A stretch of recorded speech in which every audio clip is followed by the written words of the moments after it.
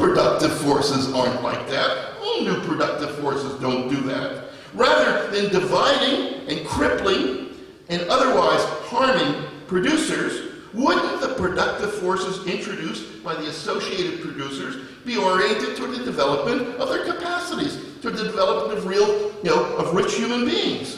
Just as capital develops productive forces which serve its goals, the specific productive forces developed in a society of associated producers would reflect, quote, that inverse situation in which objective wealth is there to satisfy the worker's own need for development, end of quote.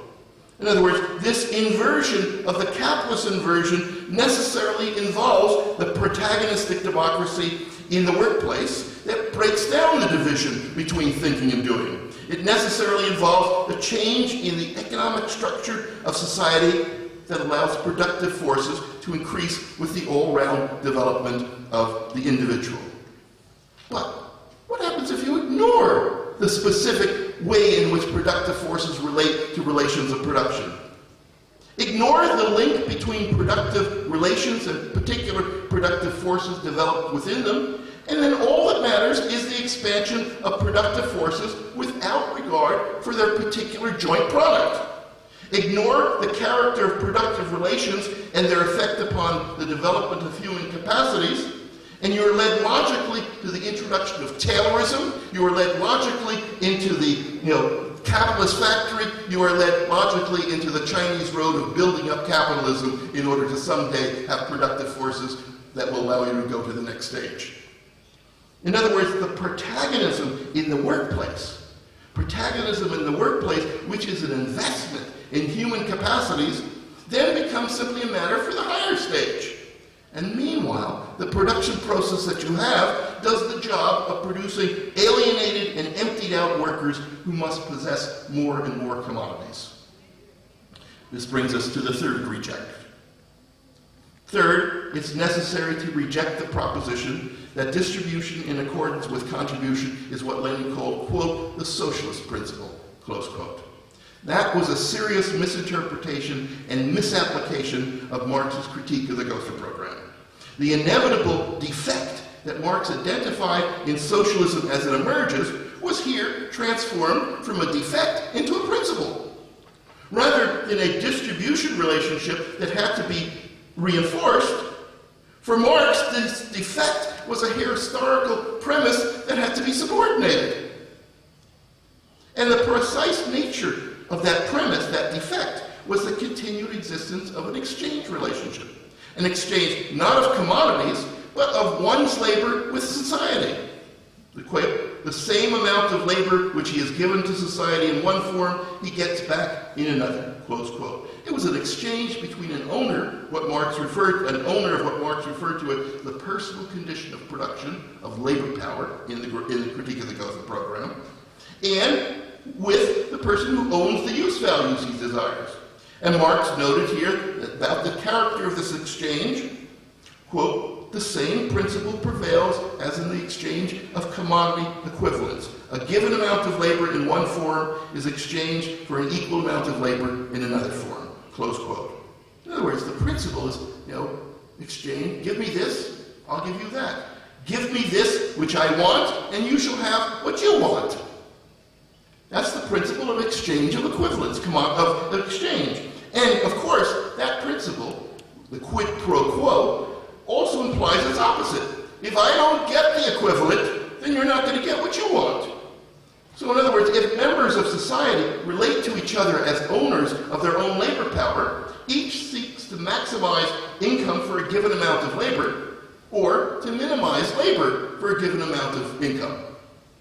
That continuation of bourgeois right, of course, immediately reveals that solidarity is not the bond between members of society. The only thing that matters in such a social relation is how much of labor an individual has contributed. Because of the inequality, too, of the capacities owned by the individual producers, this exchange relationship is necessarily marked by inequality in distribution. Marx unequivocally condemned this relationship as an entirely one-sided perspective. He pointed out, this is again from the Critique of the Gotha program, that it, quote, tacitly recognizes unequal individual endowment and thus productive capacity as natural privileges, end of quote. In other words, by this standards, those who own greater productive capacity are entitled to get more. Nothing else matters. Individuals, and Marx said, individuals unequal in their capacities are considered, quote, from one definite side only. For instance, in the present case, are regarded only as workers, and nothing more is seen in them, everything else being ignored, end of quote. Well, this sounds very familiar to anyone who's read Marx. It's exactly what he criticized the political economists in 1844 for. He said about the political economy then is that this conception of distribution looks upon the producer, quote, only as a worker. It does not consider him when he is not working as a human being, close quote. Everything in this concept of distribution in accordance with contribution is ignored except that they are owners. And Marx's critique of that particular exchange in socialism as it first emerges mirrors his earliest critique of the political economy of capital, which begins from the premise that we're separate. That the community of human beings is at its core a relationship of separate property owners. He wrote about this political economy in 1844 that, quote, it starts from the relation of man to man as that of property owner to property owner, close quote. The relation of exchange he went on to talk about in the Grundriss is a relation which presumes that despite the overall dependence of producers on one another, they're separate and isolated, and that what exists is, quote, the total isolation of their private interests from one another. We engage in exchange out of our self-interest, but what kind of people are produced in this relationship which begins from the separation of man from man?